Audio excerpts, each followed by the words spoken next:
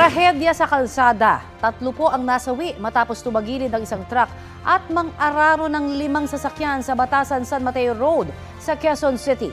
Paliwanag ng driver, humina ang preno ng minamaneho niyang 18-wheeler. Balitang hatid ni James Agustin. Kuha ang dashcam video na ito sa Batasan San Mateo Road sa Quezon City pasado alas 11:30 kagabi.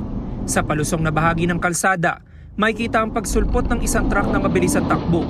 Bigla na lang tumagilid ang container van nito at tumilapon. Nabasag ang windshield ng 18-wheeler. 5 sasakyan ang inararo nito, isang kotse, isang AUV at 3 motorsiklo.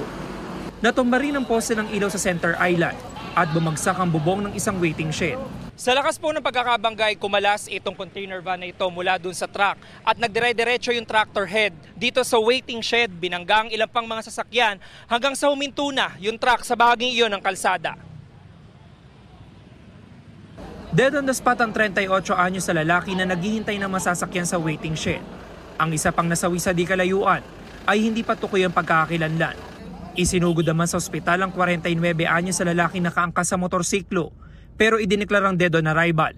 Gasping na siya, unconscious.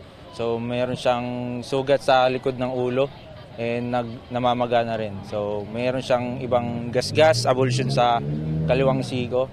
Ayon sa pamangkin ng biktima, nagkausap pa raw sila kahapon ng kanyang tito at nagsabi pa ito na pupunta sa San Mateo, Rizal.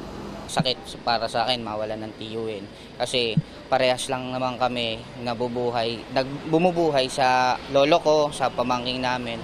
Pero yun nga, sana panagutan na lang ng driver at yung company ng driver yung nangyari sa tito ko. 7 ang naitalang nasugatan sa aksidente, kabilang na ang 37 anyos sa motorcycle taxi rider na nagtamo ng mga sugat sa tuhod, kamay at mukha. Napansin ko yung trailer truck na gumugulong na yung van niya pababa. So inano ko pa po siyang umiwas pero hindi na ako nakaiwas. Kasi medyo maraming baton tumama sa akin. Yun po yung nag-cause ng pagkasemplang ko. May mga sugatan din sa mga sakay ng kotse na yuping-yupi ang likurang bahagi. Sobrang bilis, hindi ko na napansin sa salamin ko eh. Hindi ko lang kung ano yung nakatumbok sa amin, kung yung mismong ulo ng truck o yung container van. Nasa kusudian na ng QCPD Traffic Sector 5 ang 38 anyos sa truck driver. Initial investigation po natin, itong truck po na to, nawalan daw siya ng control. Tapos tumama siya sa isang kotse, tumama sa poste. Yung karga niya na container ay nahulog, then napunta po siya sa kabilang side ng kalsada.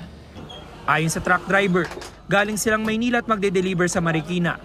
Bigla na lang daw niyang naramdaman na nagkakaproblema ng preno ng truck. Palusungo kami sir sa stoplight, palusungo. Bigla akong humina yung preno. Hanggang sa wala na, hindi ko na makontrol, dire-diretso na ako. Kaya no choice ako, kaya yung manibela, kasi sa nahulumi ko. Pasensya na, hindi ko talaga gusto naman mangyari yung gano'n. Dahil aksidente nga ako talaga. Maharap ang truck driver sa reklamong reckless imprudence resulting in multiple homicide, multiple physical injuries, and damage to properties. James Agustin, nagbabalita para sa GMA Integrated News.